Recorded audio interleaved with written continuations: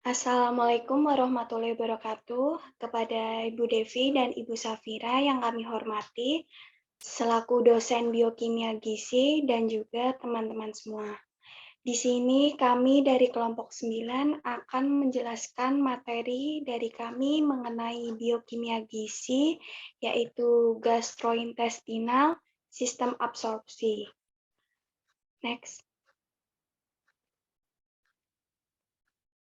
Berikut ini adalah anggota kelompok dari kelompok 9. Yang pertama ada Istiqomah Endah Putri Utami dengan NIM 651142124 dan Dinda Astina Solita dengan NIM 651142126 dan Salwa Malika dengan NIM 651142130. Next.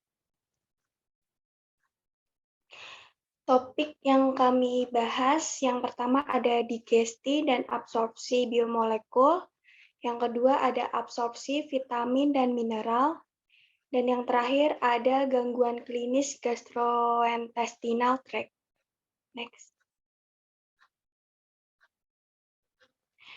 Materi pertama akan saya sampaikan, yaitu mengenai sistem pencernaan atau digesti.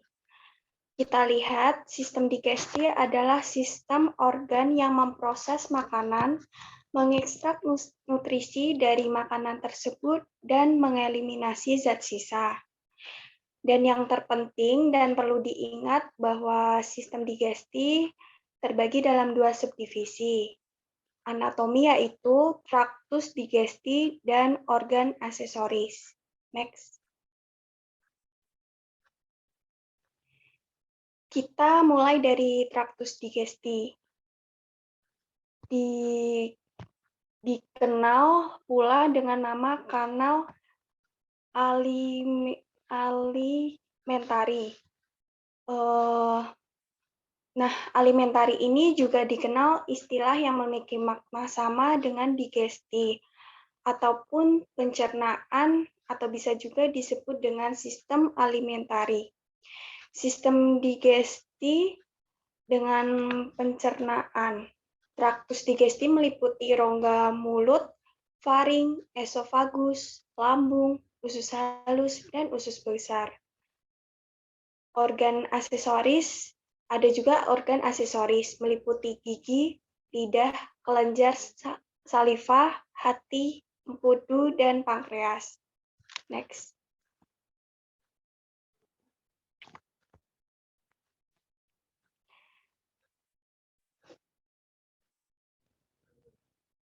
Selanjutnya, sistem digesti. Sistem digesti dalam hal ini kita perlu memahami beberapa istilah yang ada di dalamnya. Yang pertama ada ingesti, yaitu proses memasukkan makanan ke dalam mulut. Yang kedua ada digesti, yaitu proses memecah makanan sehingga dapat digunakan oleh tubuh baik secara mekanik maupun kimiawi. Yang ketiga ada absorpsi, yaitu proses penyerapan molekul makanan menuju sel epitel traktus digesti, kemudian menuju darah dan limfa. Yang terakhir yaitu ada defekasi. Defekasi ini merupakan proses eliminasi bahan sisa yang tidak dicerna. Next. Kita masuk dalam absorpsi nutrien. Air dan garam diabsorpsi melalui transport aktif dan difusi pasif. Yang kemudian air akan mengikuti pergerakan natrium. Selanjutnya ada karbohidrat. Usus halus akan mengabsorpsi KH dalam bentuk disakarida. Enzim disakaridase ini akan memecah menjadi monosakarida. Kemudian diabsorpsi menggunakan transport aktif. Next. Yang ketiga ada protein. Asam amino rantai pendek akan diabsorpsi dan dengan bantuan enzim aminopeptidase akan dipecah menjadi asam amino sederhana atau juga tunggal. Kemudian lemak. Miselar memungkinkan lemak diabsorpsi dengan mudah.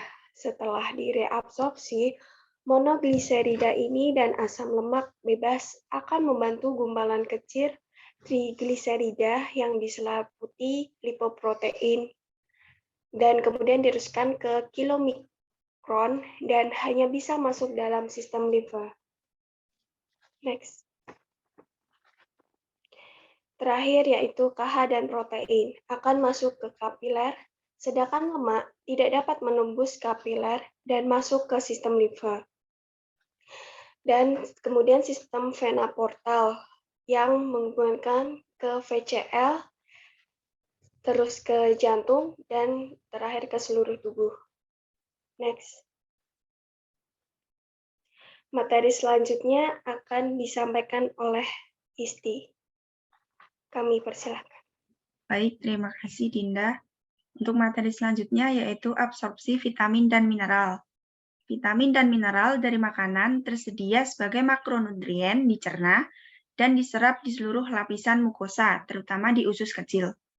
Di samping itu, mekanisme pasif dan transporter yang memadai, berbagai faktor mempengaruhi bioavailabilitas vitamin dan mineral, termasuk ada atau tidak adanya nutrisi spesifik lainnya, asam atau alkali, fitat, dan oksalat. Setiap hari sekitar jam 8 sampai dengan 9 liter cairan disekresikan dari saluran gastrointestinal dan berfungsi sebagai pelarut, pembawa reaksi kimia, dan media untuk transfer beberapa nutrisi.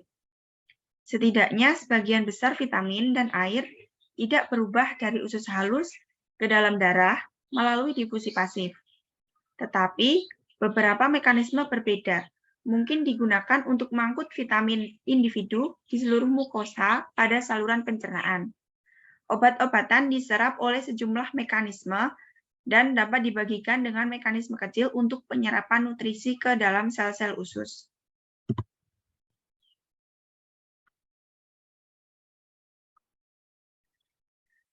Penyerapan mineral lebih kompleks, terutama penyerapan mineral kation.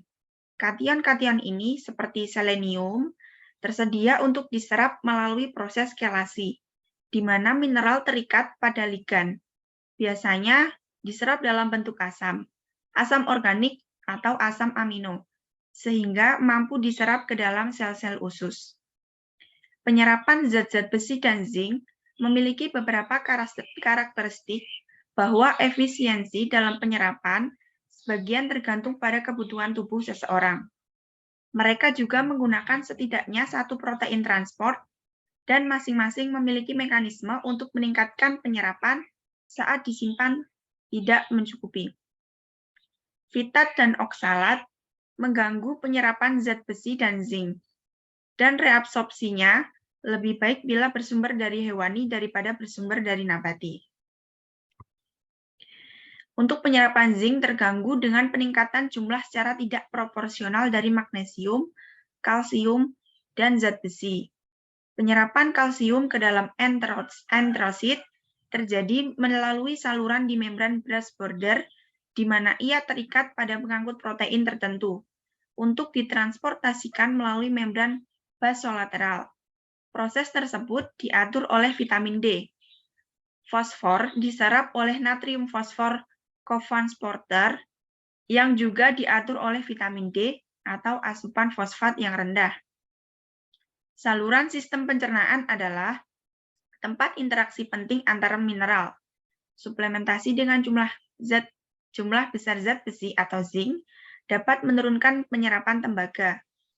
Dengan adanya tembaga dapat menurunkan zat besi dan penyerapan molibdenum.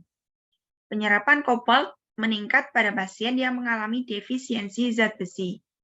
Tetapi kobalt dan zat besi bersaing dan menghambat penyerapan satu sama lain. Interaksi ini mungkin hasil dari tumpang tindih dengan mekanisme penyerapan mineral. Mineral-mineral tersebut diangkut dalam darah yang terikat oleh pembawa protein. Pengikatan protein spesifik misalnya transferin yang mengikat dengan zat besi, atau misalnya albumin yang mengikat dengan berbagai mineral. Sebagian kecil dari masing-masing mineral juga dibawa dalam bentuk serum, asam amino kompleks, atau peptida. Pengangkut protein spesifik adalah biasanya tidak sepenuhnya jenuh. Kapasitas cadangan dapat berfungsi sebagai penyangga terhadap paparan yang berlebihan. Toksisitas dari mineral biasanya dihasilkan hanya setelah melebihi kapasitas penyangga atau buffer. Untuk materi selanjutnya akan disampaikan oleh Salwa.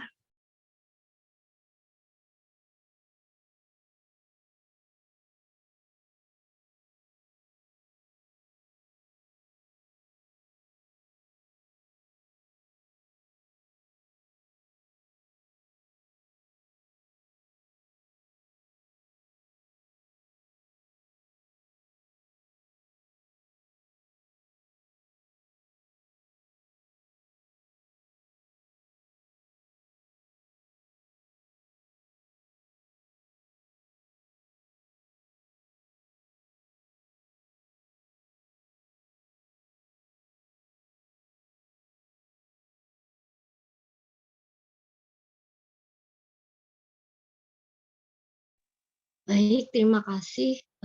Sebelumnya, mohon maaf tadi ada sedikit gangguan sinyal. Materi berikutnya merupakan gangguan klinis gastrointestinal tract.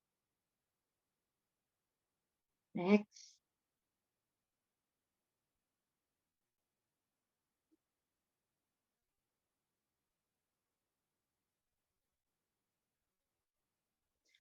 Oke, gangguan klinis gastrointestinal tract, di situ ada 4 gangguan. Yang pertama, gangguan pada eksofagus, contohnya ada atresia dan fistula eksofagus, stenosis eksofagus, hiatal hernia, dan Mallory Weiss syndrome.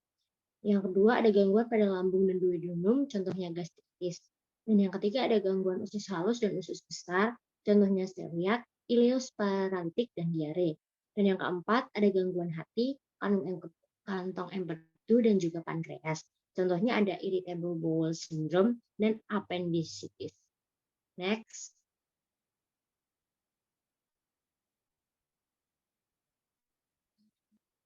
Atresia dan fistula esophagus merupakan penyakit pada bayi yang baru lahir, yaitu tidak terbentuknya lumen esophagus yang kadang disertai dengan fistula transesophageal.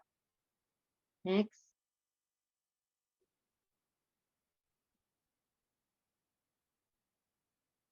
Kemudian ada hiatal hernia, yang merupakan tipe hernia di mana bagian atas lambung bergeser ke atas dan berada di cavum thorax melalui hiatus esophageal akibat robeknya atau lemahnya diafragma. Penyebabnya yaitu obesitas. Kemudian ada Mallory Weiss syndrome yang merupakan pendarahan akibat laserasi pada mukosa yang terletak pada penghubung lambung dan esofagus. Penyebabnya yaitu muntah hebat akibat alkoholisme atau bulimia atau tekanan transmural meningkat pada hernia hiatal. Tandanya yaitu hematemesis dengan nyeri.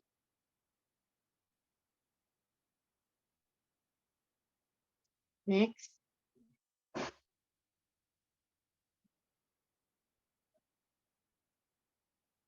Kemudian ada gastritis yang merupakan inflamasi pada mukosa gester, masuk dalam dispepsia organik. Gastritis itu sendiri ada 2. Yang pertama ada gastritis akut dan juga ada gastritis kronis. Gastritis akut sendiri terjadi erosi pada mukosa gester akibat proses inflamasi akut. Sedangkan gastritis kronis merupakan inflamasi kronis pada mukosa gester sehingga terjadi atrofi mukosa dan metaplasia intestinal. Next. Berikutnya ada diare yang merupakan peningkatan kandungan air pada feses dan frekuensi defekasinya. Penyebabnya yang pertama ada kelainan di usus halus seperti diare sekretorik, maldigesti, dan malabsorpsi. Kemudian ada kelainan di usus besar seperti diare karena infeksi dan juga IBS. Patofisiologinya sekretorik merupakan sekresi air berlebih, absorb cairan berkurang di kolon. Kemudian ada eksudatif yang merupakan pengaliran keluar protein serum, darah, mukus, pus dari lokasi inflamasi kolon. Kemudian ada osmotik, yaitu adanya solut yang tidak diabsorpsi dengan baik di kolon sehingga akan menarik air ke dalam usus melalui efek osmotik. Kemudian ada malabsorpsi, yaitu tidak dapat diabsorpsinya bahan makanan yang ditandai oleh feses yang besar, banyak, bau busuk, dan berminyak. Kemudian ada kelainan motilitas yang terjadi karena adanya refleks untuk menaikkan motilitas usus untuk mendorong keluar iritan. Next slide.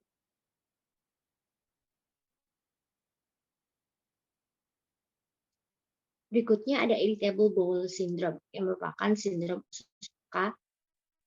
Kelainan fungsional usus dengan gejala defekasi dengan nyeri abdomen, kontraksi abnormal otot usus yang disebabkan karena efek psikologis seperti stres atau kecemasan. Peristalsis usus menjadi tidak terkoordinasi dan irregular. Penyebabnya yang pertama ada abnormalitas psikososial, yang kedua ada abnormalitas sensorik, dan yang ketiga ada abnormalitas proses di sistem saraf pusat. Slide.